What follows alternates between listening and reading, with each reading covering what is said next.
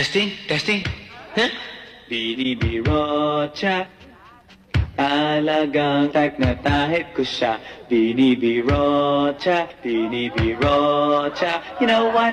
Ilaba ko sa beauty niya. Pagkatapos ko mag-MP sa Euphoria nung nakaraang Sabado, ako'y nagpunta, alam nyo ba, sa favorite hangout ko, 7-Eleven, Quezon City. Yes, doon ako napadpad.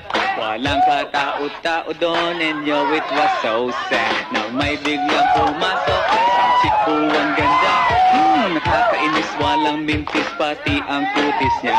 Mata niya ay kulay brown, mayroon siyang braids sa ngipin. Kamukha siya ni Rita Avila kung iisipin. Katawan niya ay 36, 24, 34. Sa panong paraan kaya ako makakascore? Magaling siyang pumorma, suot niya ay hanging shirt.